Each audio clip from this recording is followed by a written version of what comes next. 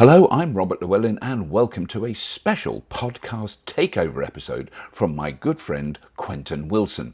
Now, as some of you may know, Quentin and I have launched the Stop Burning Stuff initiative to address the growing issue of misinformation on EVs and clean energy.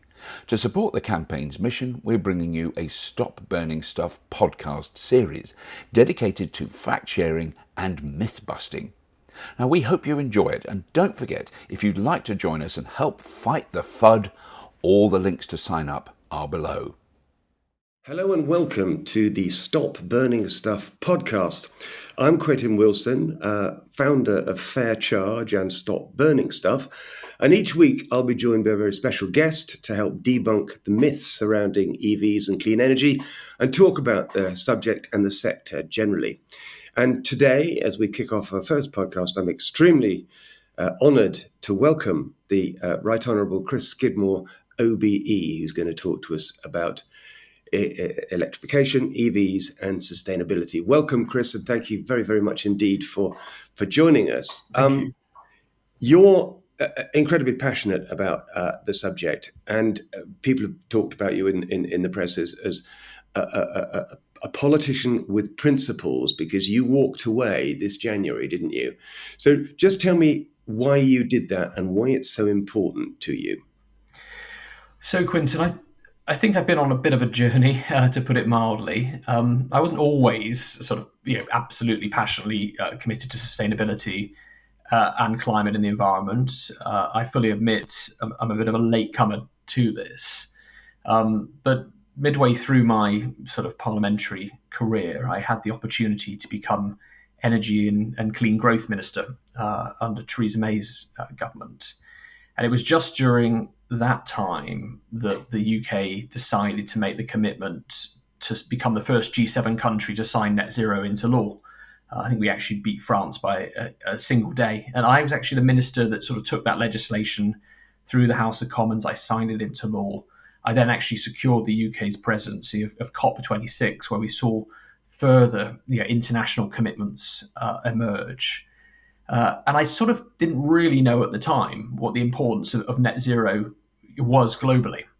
And then what I saw 2 years after having signed it into law, effectively a domino effect, with now 93% of global GDP having signed up to a net zero target in some form. And as I've seen this sort of global growth in commitment towards the energy transition, it's just become obvious to me, as you obviously have a former Conservative, that climate action and the energy transition isn't just something we do for the environment or tackling the climate crisis, essential though that is. This is the new economy. We're living through a industrial revolution where even if there wasn't a climate crisis, which there clearly is, we should be doing net zero for the opportunities it provides us to drive efficiency, productivity, regeneration and growth in deindustrialized areas. And I've seen other countries, whether in the EU or in the United States and elsewhere, now step up.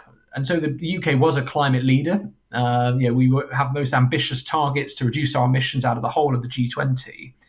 Yet we can't rest on our laurels. And I want the UK to be a world leader. I want people to look at the UK and say, this was made in the UK. The UK delivered this first.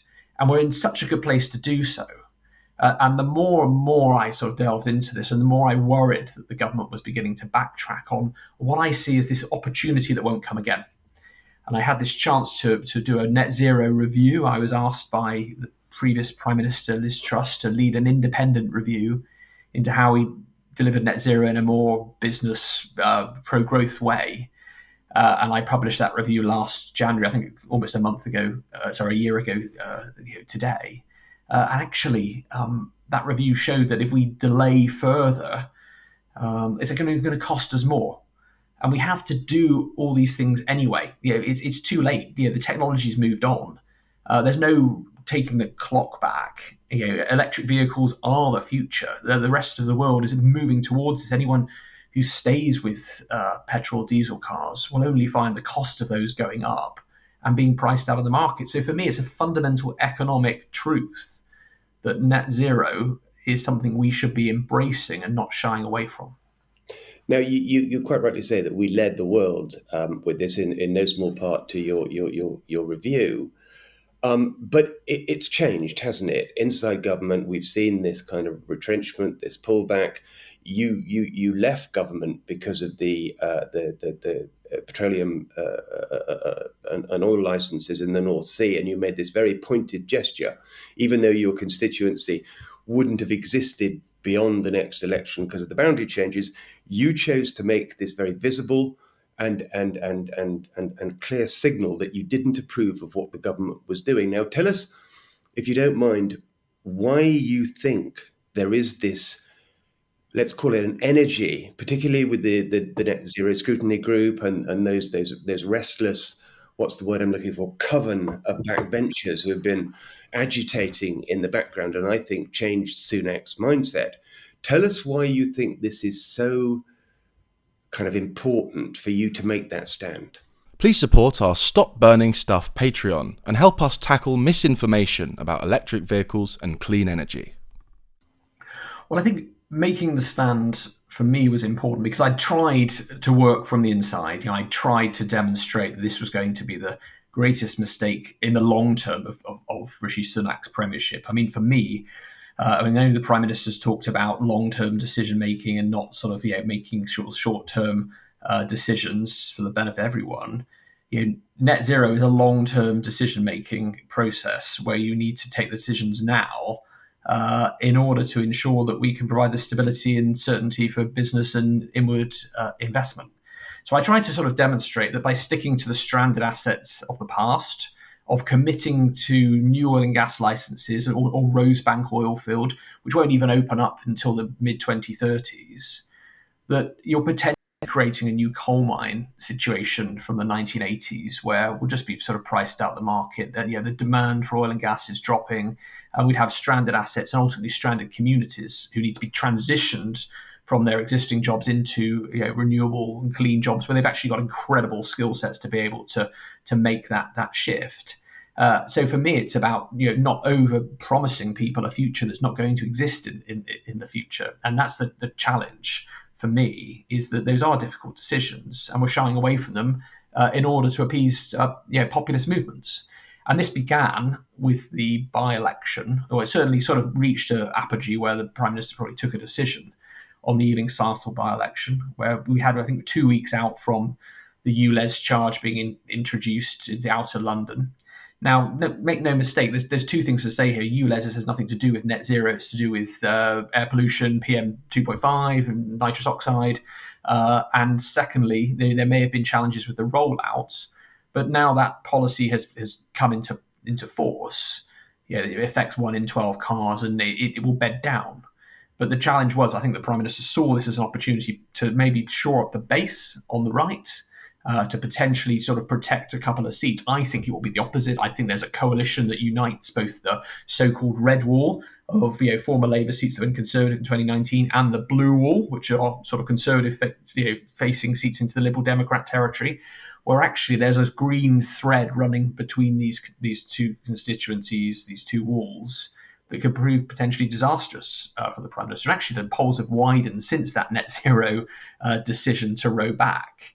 The challenge for me is not just a political one, because ultimately there's been no sort of benefit for the Prime Minister sort of doing this. He's gone after a small sort of group of people in the party who I don't think are representative of the wider public. And Twitter is not Britain. Even less so is GB News and various other sort of media outlets that create this funneling effect, that an echo chamber for people to talk to themselves, and that's the real challenge here. I fully admit, on the other hand, that we've got to be able to sell the transition better. I often say, when we look at when I first became a member of Parliament in 2010, 10% of the population had smart TVs. They cost about £5,000. No one could afford them. 13 years on, they cost about 300 quid, and 90% of the population had them. And no one got out on the streets with placards saying, turn back our analog TV systems and our TV aerials. They made the shift towards a new technology because it became cheaper, it became more affordable, it was better quality, the signal was better, and it had more choice. And that's what we've got to do with the transition, is actually frame it in a way that shows it's going to happen, and it's going to make people's lives better. It's going to make them warmer in terms of having better insulation. It's going to improve their lives. And that's what I find frustrating, is we've decided to claim that all these changes are going to be more costly and a burden to people. And you just play into the hands of people who want to sell that false narrative. And this was exactly what happened in the late 19th century, early 20th century, when you had the horse and cart industry turning against the motor vehicles, and the adverts still exist. It was the same when we had boilers introduced. And we went through that transition away from town gas to coal gas in the past, and we can do it again. And it's that lack of vision and ambition, playing again to a piecemeal group, that I think is so corrosive, because it doesn't do anyone any favours. But we saw, didn't we, that there were a couple of ponderous whoppers that the Prime Minister told us. The first, that he was stopping the 2030 EV and petrol and diesel car ban because he wanted to protect hardworking consumers, because electric cars were too expensive. But we all know that those demographics have never bought brand new cars; they buy second-hand cars. So that was a little disingenuous. And generally, there's been this push. I remember Jacob Rees-Mogg saying to me that I don't want my constituents to be poor and cold. And it is really a thing. There is this group of people within the Conservative Party who have destabilised this to such a degree that it's now affecting the sales of electric cars. And we've heard that today from the House of Lords report, which said that this misinformation has been relentless, and with newspapers sometimes running an EV story every single day.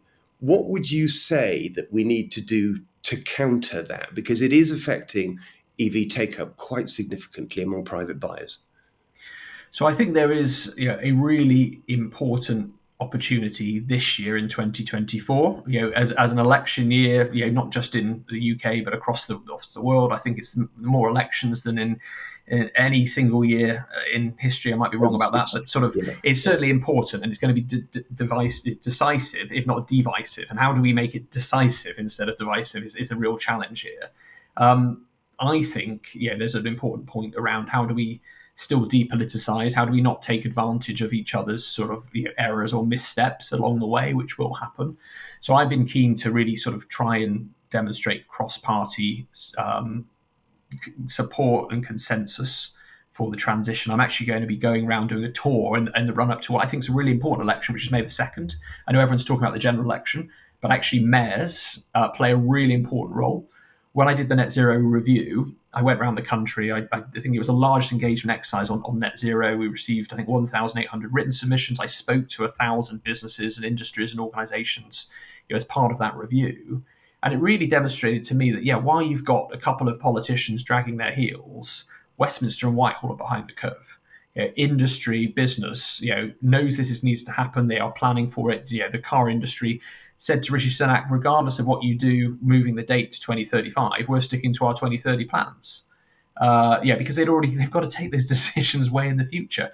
As you say, the tragedy for moving it to 2035 was it destroys the second-hand market, which it makes up 80% of all car sales. So it's actually really compounded the issue for people later on, and kicking not just the can down the road, but the pain down the road, because we're not going to be able to bring the price of those second-hand cars down in time in the way we would have done if we'd kept it at 2030.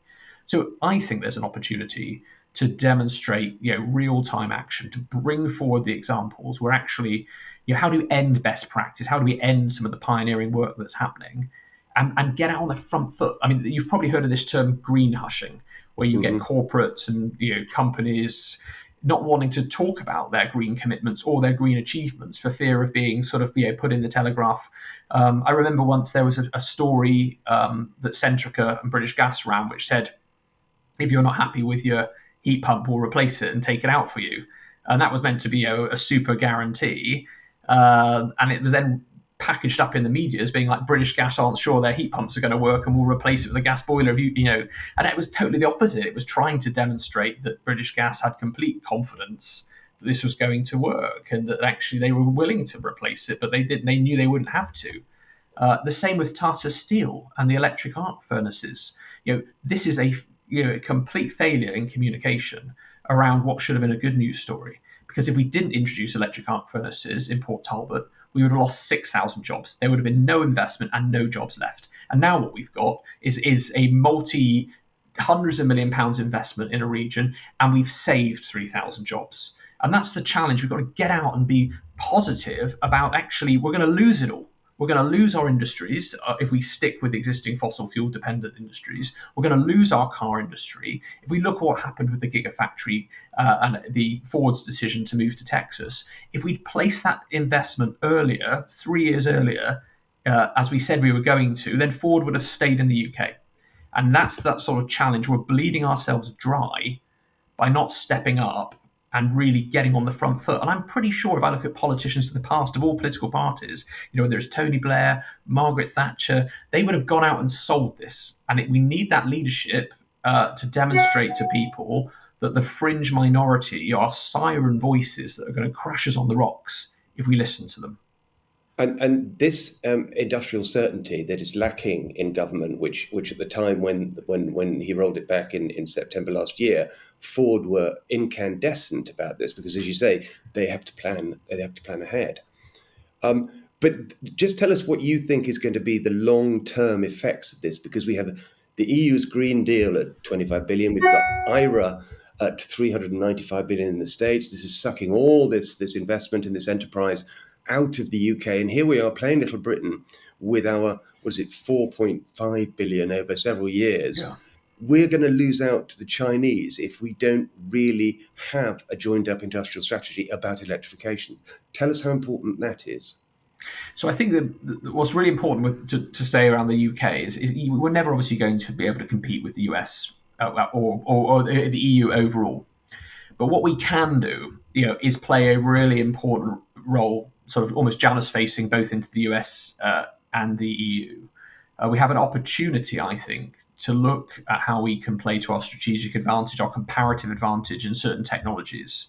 And there is an opportunity for carve-outs in the Inflation Reduction Act. It's not entirely protectionist. I actually went to the States to give a speech in Washington last April about how we could create a new green special relationship. If it creates 200,000 jobs in the States and it helps to create 20,000 jobs in the UK, I'm all for it. What we need to do is recognise, just in the same way we've created critical mineral clubs, working together with AUKUS, Australia, New Zealand, and the United States and Canada, that we should be able to create alliances to create international supply chains that ultimately are going to bring down the learning costs of the technology, bring down the labour costs of the actual process of building this equipment. And the Inflation Reduction has set out carve-outs, which the UK looks like is going to be able to benefit from for EV production. We just need to get out there, and not just politicians sell it, but industry to be coming out really boldly and saying, actually the UK has an opportunity here. I also think separately, and it's maybe a little slight sort of niche point, is that while we might not be able to compete on the levels of investment, what we're really good at in the UK is regulations, standards, effectively a services industry in being able to provide the business models.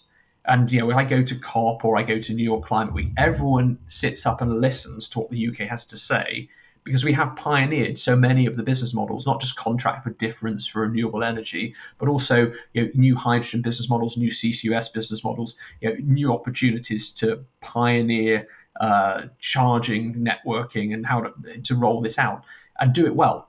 And I think that we underestimate the opportunity we've got to export some of our learning and knowledge, because we have, regardless of what's happening amongst politicians, a highly skilled industry, a highly skilled base of academics and NGOs and groups that I think still means that the UK is world leading. We haven't lost it.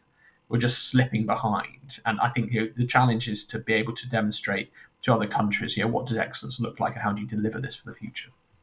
And you're absolutely right in the sense that the messaging hasn't been great, and we need to work much harder on that. I think a lot of people did believe that the 2030 ban meant that they could never drive a petrol or diesel car again.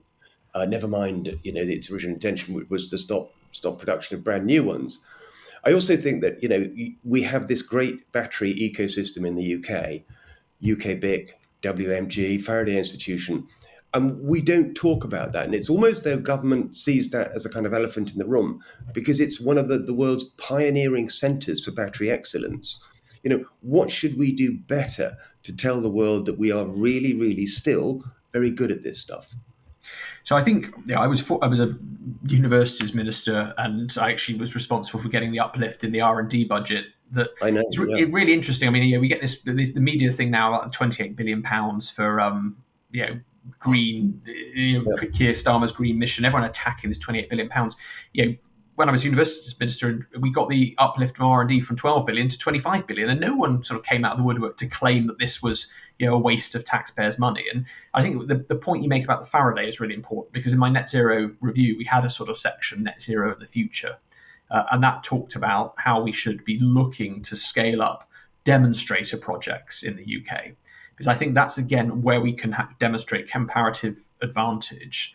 Is how can we lead on the future opportunities for battery technology? Faraday's done so much, but there is other huge issues around storage and capacity. Whereas if we can crack it, we've got a huge moment to be able to move forwards. And I'm not an expert in this, but I already see in Texas they've got sort of recycling of lithium-ion batteries. I'm really interested in the circular economy. I think in a way having this challenge of the sort of the climate delayers, who ultimately are the same people who were the climate deniers 10 years ago, saying that batteries are going to blow up, or that they haven't got enough capacity to go more than 300 miles, or all these sort of issues, or how do we recycle them, or they point to an EV graveyards near Paris.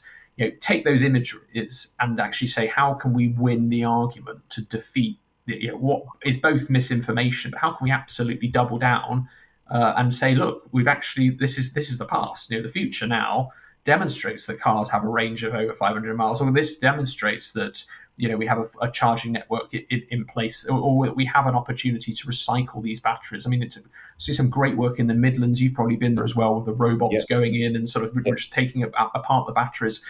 All that should be sort of we should really sort of demonstrate how we came up with the solutions for the outstanding challenges that remain. So we keep coming back, don't we, Chris, to this problem that I think is one of the greatest of the whole electrification, which is this current impasse we have of being told that we shouldn't buy electric cars by people who have never owned or driven an electric car and have dare I say, a vested interest in the old order. Now, it's a serious barrier to investment. If you're looking outside and you're a global investor and you see this siren, as you call it, narrative going on, and then flip-flopping from a government who's clearly pro fossil fuels and isn't embracing the electrification, you're not going to invest and consumers aren't going to buy. So what do we do, and what does the government do, if they're serious about this, to deal with this misinformation and this organised, mischievous campaign of telling us how bad electric cars are, how they catch fire, how the batteries don't last, when the people listening to this, who drive electric cars and who are early adopters and pioneers, fume in incandescent and impotent rage at this false narrative. So this is a major problem, and we're working with Fully Charged with the DFT to try and counter this. But I think it needs more than that, don't you? Well, there's always the challenge around. Ultimately, the messaging should be from the government is your next car should be an EV. I think that's for everyone. The challenge to fight that narrative. Oh, they want to force you to get to take your petrol car off the road. Obviously, that's the first piece of misinformation I think that needs to be tackled, because ultimately the nature of the transition means that it sometimes isn't economically good for the climate to just instantly replace a brand new petrol car with an EV. It's sort of you've got the point around moving across, and no one's forcing you, but almost what you want is a sort of movement where people say, I'm committing that my next car will be an EV. I think a lot of people have this guilt that they know they want to have an electric vehicle, but there's obviously a significant investment in a petrol car. They shouldn't be told that they're doing the wrong thing. On the other hand, they've got to be sort of shown that this is a movement that they will move to an EV. So I think that's what is really important for me, because I think there's a lot of people sitting on their hands thinking, "Oh, I don't want to comment on this because the media often I'll get attacked if I say that I'm in support of EVs, but I have a petrol car." when in fact, it's not either or. It's a sort of it's both and that's the challenge, trying to get that across to start with. I think making sure that the government runs a campaign almost to say, make sure your next car is an EV. And then I think that would be hugely helpful, and providing obviously incentives for doing so. Then you've got this sort of issue around this potential scrappage scheme, or sort of those sort of more difficult groups and that was what the net zero review was about, was also identifying, if you want a just transition, yes, there are plenty of people who can make the transition, but again, it feeds the media narrative, it's only the middle class who can sort of afford an EV, and how can we afford that? And that's also the point where that's the responsibility of government, to step in and show how we're going to be able to tackle that. Especially since government has made this a cultural wedge issue. It's so polarized. It's left and right, isn't it? The smug people, the liberals in their Teslas with their Polo necks, and then the right wing Jacob Rees-Moggs who want to drive around in Bentleys and burn coal. I think also there was this wider cultural attack where EVs is part of the so-called war on motorists narrative, which again is a false one. But the way you deal with these sort of, you've got to destabilize this sort of this brand. And other issues like road safety, the 20-mile-an-hour sort of zones. I mean, I campaigned for 20-mile-an-hour zones in areas where we had people killed in road accidents for specific areas, and that's the challenge. I'm pretty sure that the public, are supportive of sort of specific areas that are 20-mile zones. But the way it's now branded, along with 15-minute cities, I mean, again, I campaigned to make sure that my constituents were able to access healthcare, dental treatment, libraries within 15 minutes. That used to be a good thing 5 or 10 years ago, that you want to do that as a local MP. And now and I think, trying to demonstrate that this is just unhinged. I think that for me, the most important thing is never go on TV or face those arguments at face value, break them down and try to rationalize, because we've seen the Energy Secretary claim that anyone sort of pro net zero is somehow an eco zealot. Actually, the zealots are on the other side. Oh, they are. And that's the really important thing, is to not get angry, get even.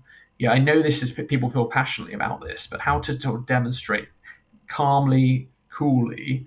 And I also feel, as I go back to the mayors, local authorities have a huge role to play. I know they're under a lot of financial pressure, but some great local authorities like Oxfordshire, or sort of my area in South Gloucestershire, obviously they led on the supercharging facilities.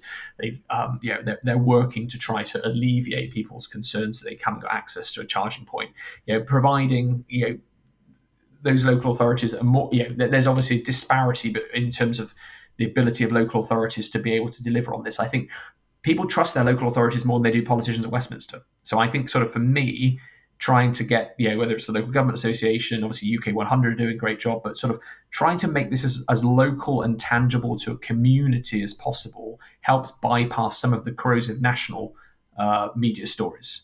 And that's what I'd like to see happen. Sort of not just grassroots campaign, but how we demonstrate that, regardless of what happens in certain papers, this can be done, and it can be done in a way that is going to take everyone with us.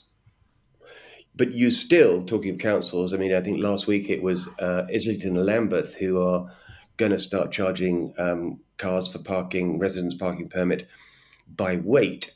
And that includes EVs, obviously. And the reasons I read in the press release were that, EVs in their lifetime, emit more harmful emissions, and the tyres are producing, and brakes are producing, more particulates, both of which you and I know, Chris, are complete moonshine. But that's percolated, the urban myths and the misinformation have percolated down into legislation. And that's the worrying thing.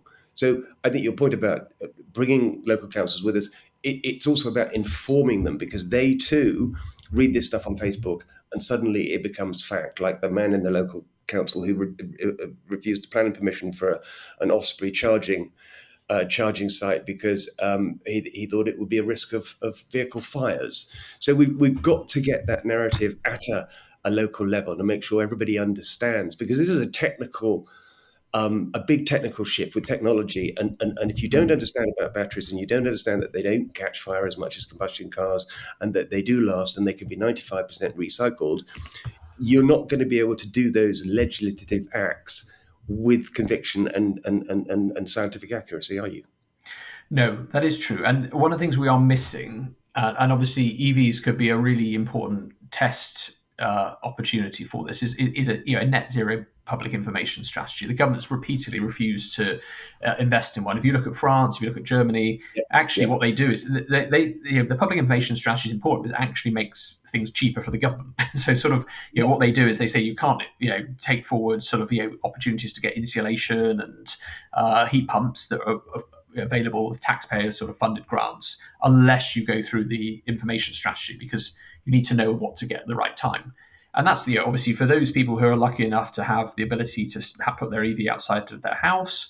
There's an opportunity also to become prosumers, to be able to charge your car or store the holy trinity of having solar panels on your roofs, a larger battery inside the house, or have the ability to feed back onto the grid and tariff reform. And that's where a public information strategy will show the multiple benefits that can come from EVs. So I think that there is an opportunity to use the EVs, obviously with the ZEV mandate, which is still unchanged, to sort of to show that this can be done.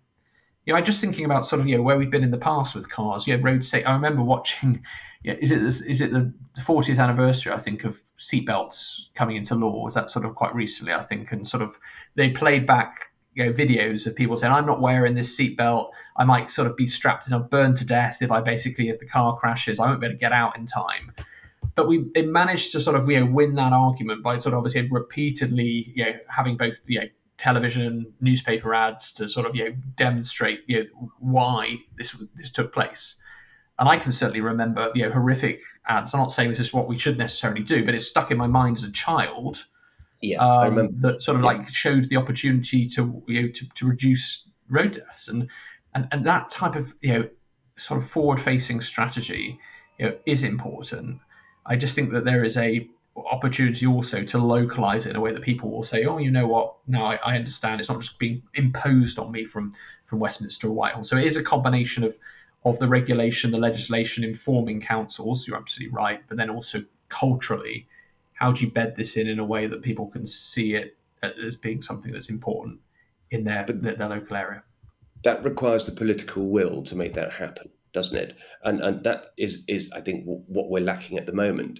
And I've been campaigning for cutting the VAT on public charging in line with domestic charging at 5%. And we've approached the Treasury seven times, and everybody in the room hasn't driven or owned an electric car, and then we get told it's bad optics. I think that's a really important thing to do, especially when it would cost circa 40 million, we've worked out. And you mentioned it in your net zero review that this would be a very, very good thing. And here we are still having this conversation, and me still talking to the Treasury like I'm explaining my hobbies to a pillar box. It needs to be done, doesn't it? Because it is a barrier to adoption for people who don't, as you say, have driveways.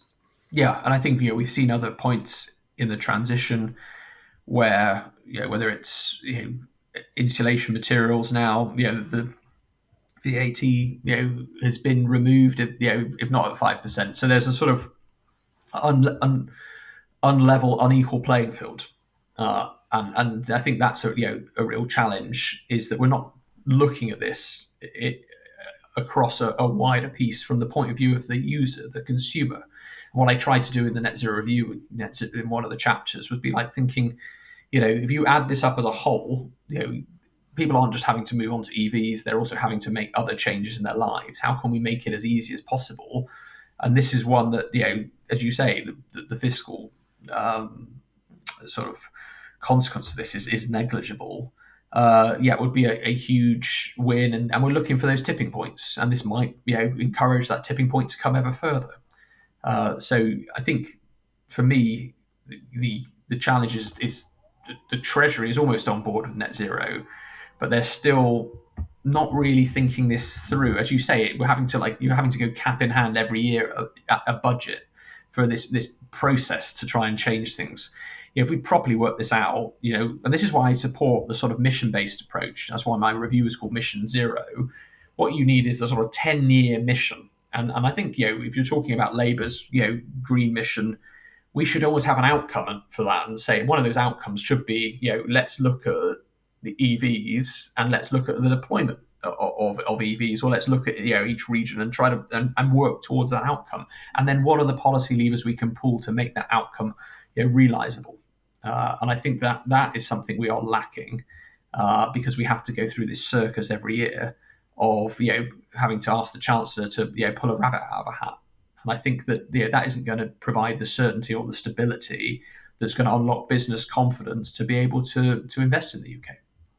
And it worries me that the parliamentarians don't understand the enormity of what's happening here, that this is the future and we will get swept away by the Chinese unless we grab this and use and pull all the levers we can to do this. And without that sense of tearing urgency, the people listening to this will be disappointed that they don't see that activity. So for them, what would your advice be? What do you do? Do you take on this as a personal mission in your own social media? Do you talk to as many people as possible? Do you contact your MP and ask for more support? It's something that bothers people who have done the transition, who drive the electric cars, who have paid quite a lot of money for them, and found it a really successful part of their life. We've got 1 million EVs on our roads right now, so they're not failing, and we're not seeing them on the hard shoulders in flames or with duff batteries. What's the answer to this, Chris?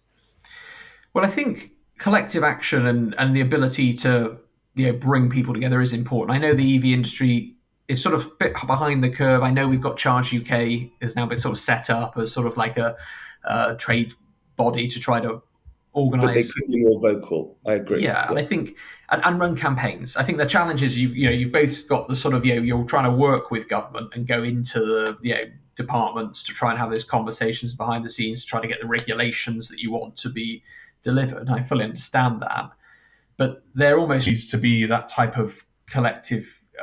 I point to like when Trump pulled out of the Paris Agreement, 2016, whatever it was.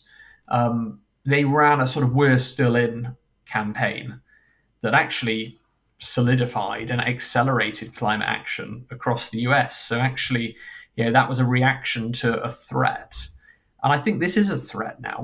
We are in danger, not just of falling behind, but this sort of sense about there's a tension, I guess, also because there's a sort of sense of like British exceptionalism that somehow we're going to be fine because everyone in the world, sort of loves us. The challenge for obviously cars is because we're right-hand drive. Sort of almost a lot of people are doing this, for a favour for us. And the challenge is we might be swept away and actually lose the ability even to have cars being made right-hand drive in the longer term because people might say, market's too small compared to everywhere else. So there's fundamentally, I think, a real importance around showing people what we could potentially gain, but also what we will lose. And obviously, you don't want to campaign too negatively. That's always the balance, isn't it? Because I always think getting out on the front foot, being positive, optimistic. I think sort of meeting. It was almost sort of drawing up a list of those false flags and saying, right, how are we going to create a strategy that's going to tackle this false flag number one, which is that there aren't enough chargers around, or false flag number two, that the EVs are going to stop working in the winter, when last week we had a paper that was published in Norway that showed actually it's the petrol cars by 3 to 1 that are breaking down compared to the EVs. It come out and, I guess the car industry has been great at creating car clubs in the past, and sort of, almost you can see sort of classic car clubs, very proud of their identity. And I think for me, it is about creating a sort of sense of pride and identity in an industry that obviously, as you say, is the future. So I don't know who leads that. I think sort of the challenge has got to be everyone. I'm, as I said, with the 2nd of May coming up, I think mayors do play an important role and will play an ever more important role. I think devolution has been a good thing at trying to show where some areas can go further faster and then shows the rest of the country, look, we're getting on with it, you should be following our lead. But it is this point around not staying silent, because if we just think that by staying silent and the other lot were going to sort of somehow burn out, they won't. It's actually coming out, and this is why I resigned in the end. Ultimately, I didn't want to just be an independent, continually voting against the government. I needed to show that the government's direction of travel was a fundamental mistake that they'll probably pay for this by-election. And actually, every action has a reaction. They might have won the Ealing Southall by-election, but they'll probably lose the Kingswood by-election. And the point here is that we have to put aside this short-term sort of political gaming that is not going to be in anyone's interest. And the historians of tomorrow will look back and not will think harshly of some of these decisions. But I think equally, trying to deliver a more vocal, again, not emotional campaign, but a campaign that can demonstrate sensibly and proportionally that this is going to happen, and that we're putting in place the essential architecture that is going to allow it to be possible. I mean, 43% increase in EV charging points in the last year alone. We're on an exponential hockey curve upwards, and that's the sort of challenge I think that we're going to face is that yes, there will be bumps in the road, and trying to understand that there will be fallibilities, but ultimately the direction of travel is only one direction. I don't want to be apocalyptic or dystopian, but just tell me, because you've been Minister for Science and in Bays, what happens if we don't do this, Chris, as a society, as an industry, and as a hopefully global player? What's the alternative of sitting still and pretending we're Little Britain and doing nothing? Well, I think the challenge is one where we obviously face continued challenges on our roads around gridlock, lack of productivity, lack of efficiency. Now, that's not just solely an electric vehicle problem. Obviously, we've got to look at this in the round with public transport and ultimately just protecting our infrastructure. And this is something where we've been here before. Decisions have been made where we recognise that not to move forward would leave us stagnating. And we built the motorways, and we delivered the train lines. And this is we're back in that same space as where we've been in the past. If we can't deliver the electric vehicle charging framework that's going to engender trust in the same way they built our petrol station network in the past, which is perfectly sort of possible, that people will go elsewhere. And that's the challenge I've tried to say it across in the Net Zero review, is that the labour markets investments now are more flexible than ever before. Since we've been doing this podcast, there would have been investment decisions being made somewhere in a boardroom, in a country, about where to place investments. And my worry is that this decade is critical for attracting that investment and then keeping that investment. And if it goes elsewhere, that ultimately means that we have one less hope for a job or a business to be able to set up in this country. And we are seeing growth regardless, because of obviously population shifts and population changes. Even the UK's population is going to increase, not as much as we thought, but we have to be in a place where we have our roads are cleaner, are better run, but equally we have a car industry that is still here, and it will go, and if we don't move fast enough, then we can point back to the inaction as being the reason for why we ended up not having an industry in the UK for the future. Well, look, thank you very, very much for giving us your thoughts. And also, again, let me just reiterate your heroism of walking away because you believed in that principle, because we all understand that as pioneers. And I think it's very important, and we shouldn't gloss over it. And thank you for the work you've done for air quality and for climate change and for electric cars. So to our adoring fans here, what would you give them one last message, Chris? Well, I think my last message would be, this year is going to be a critical year. As I said, we've got the May elections and we've got the general election. I think getting out, contacting a member of Parliament if they're standing again, There's small things you can do from a comms perspective that can help actually amplify the message. Having been a member of parliament, going to either see them, but also maybe invite them to something. That would be something I would recommend, is that MPs love having their photo taken. They often say, if there wasn't a photo, it never happened.